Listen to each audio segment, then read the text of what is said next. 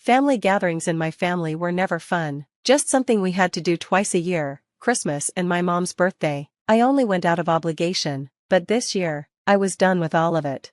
A little background, I'm the older sibling, and my younger brother Lucas was always the golden child. He could do anything wrong, and my parents would still make excuses for him. Meanwhile, I got punished for the smallest things. Lucas never held a job for more than 6 months. At 34, he was still living with our parents, not paying for anything or helping around the house. My parents spoiled him and leaned on me for everything: money, fixing their house, and listening to Lucas's drama whenever he got dumped.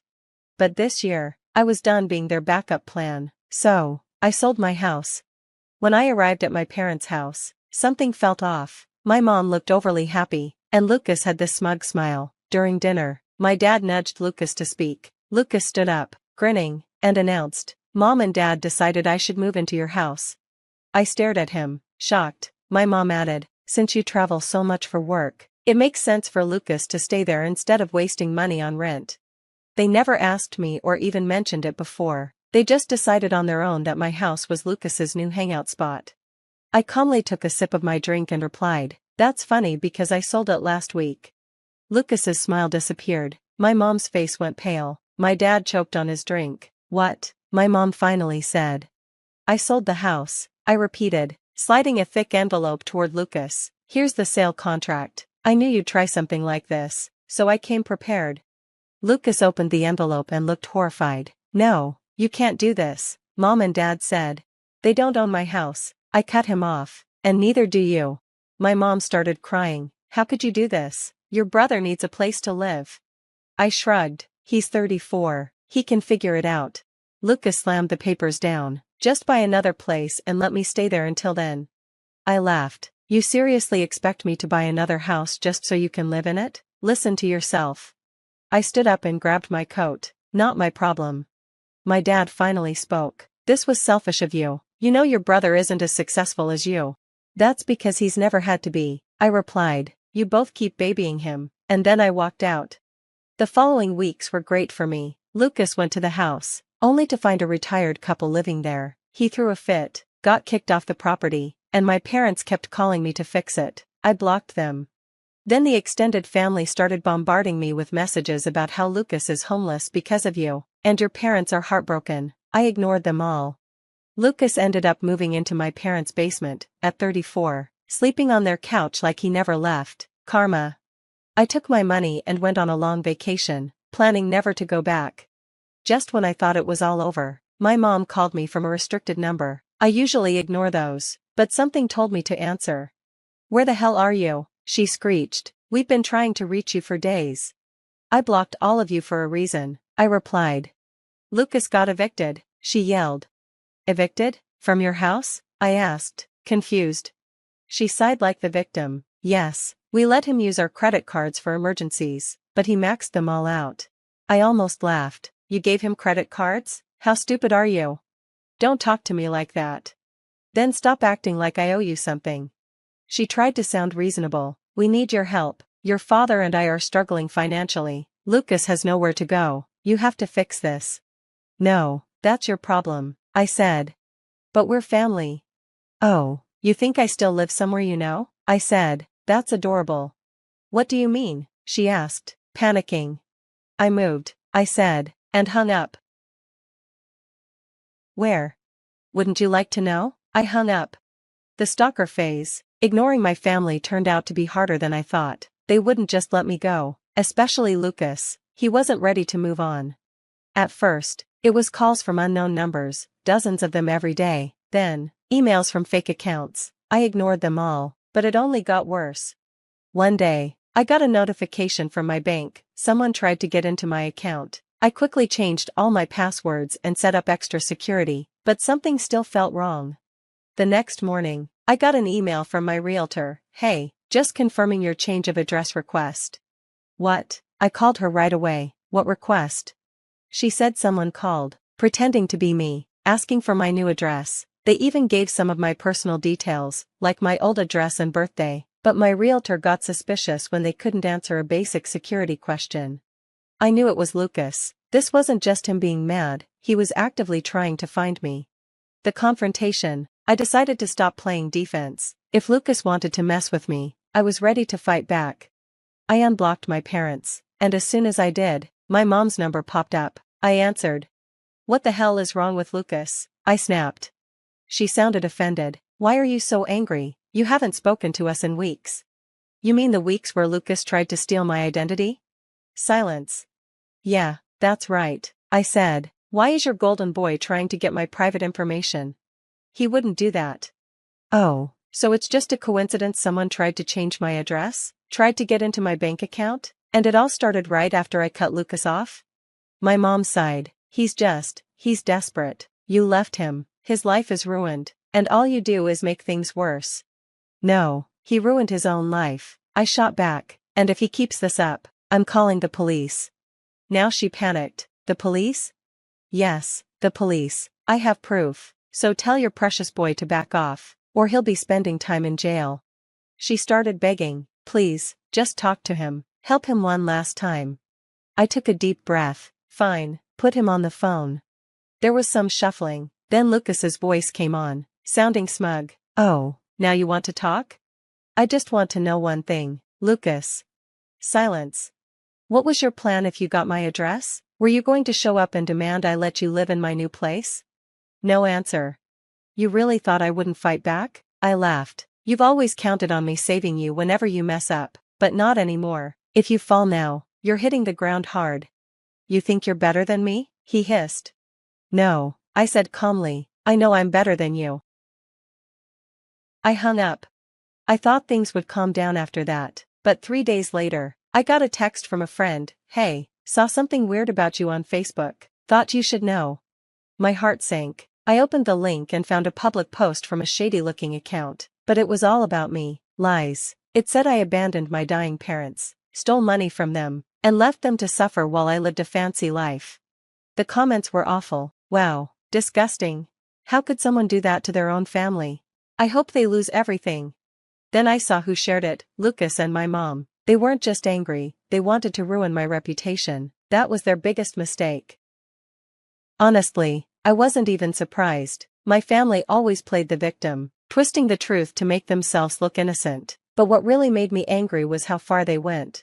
This wasn't just some Facebook rant. They called my job, contacted my friends, and even reached out to my ex. Suddenly, I was getting messages from everyone. "Is it true? Why would you do that to your family? Did you really steal from them?" This wasn't just family drama anymore. This was a full-on smear campaign, and I was done playing nice. I spent the next few days gathering evidence. Screenshots of Lucas's attempts to steal my identity. His messages harassing me for money. Proof that I never took money from my parents. If anything, they stole from me. Then, I hired a tough lawyer who loved cases like this. We sent them all cease and desist letters, demanding they take down the lies and stop spreading false information.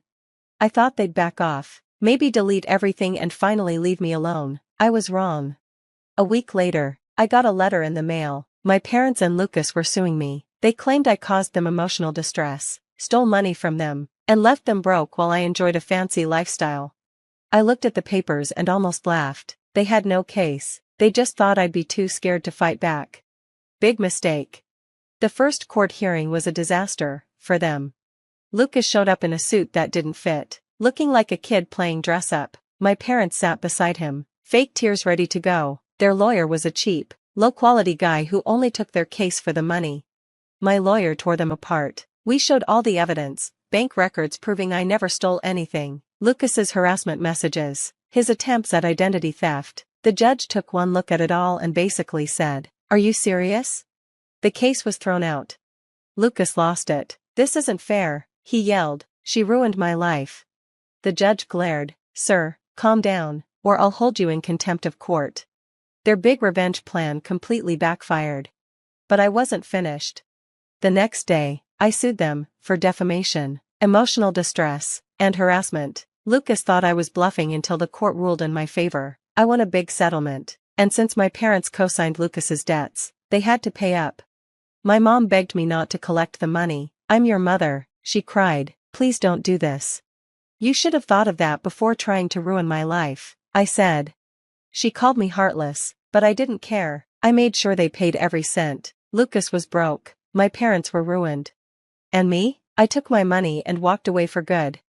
Months later, I got an email from Lucas. The subject line, "You win, but you should know something." I almost didn't open it, but I was too curious. The email was short. Mom and Dad lied to me too. They told me they had money saved for me, that I'd be taken care of, but they never saved a dime. The house? It was supposed to be mine. That's why they wanted me to move in. They needed you to keep it so I'd have something.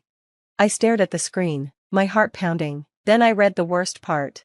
They're in deep debt, not just from the lawsuit. They owe money to bad people, and now that they're broke, those people are coming after them. My blood went cold. I knew my parents were bad with money, but bad people? How bad are we talking?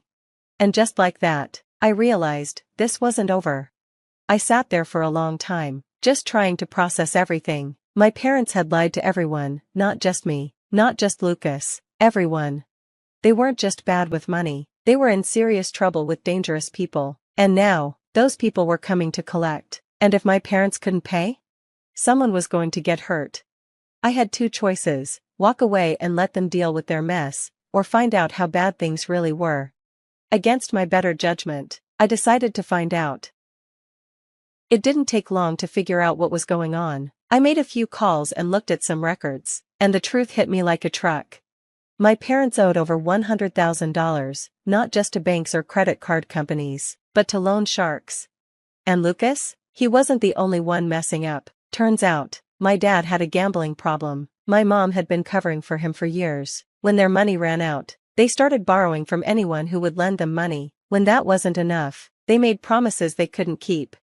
When I sold my house, that was the last thing they were counting on. Now, with nothing left, someone was coming to collect. 2 days later, Lucas showed up at my door. I had no idea how he found me, but there he was, messy, desperate, and terrified. He didn't look anything like the arrogant jerk I grew up with. "I need your help," he said. I crossed my arms. "Why would I help you?" His hands were shaking. "Because if you don't, someone's going to die." For the first time ever, I saw real fear in Lucas's eyes. "They came to the house," he whispered. "Mom and Dad thought they could talk their way out of it. They were wrong." "What happened?" I asked, feeling sick to my stomach. Lucas swallowed hard. "They trashed the place, took everything valuable, left a warning." "What kind of warning?" Lucas rolled up his sleeve, showing me a fresh, nasty bruise on his arm. "They said if they don't get their money soon, next time it won't just be a warning." I took a deep breath. "So, what, you want me to pay off their debt?" Lucas shook his head. "No, I want you to help me take them down." I didn't want to get involved. I had spent years getting away from my family's mess, but this was different. So, I did something they never expected. I went to the police. I gave them everything: the fake lawsuit, the identity theft, the fraud, and proof of their debts.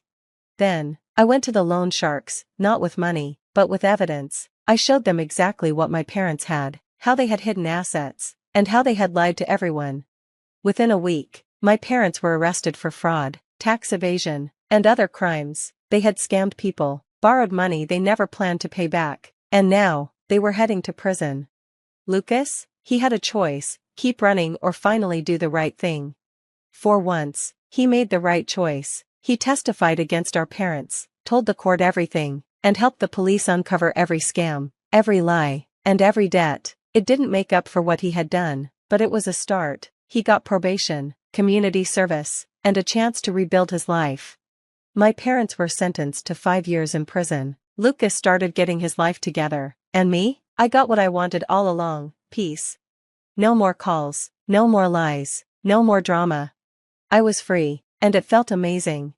The end.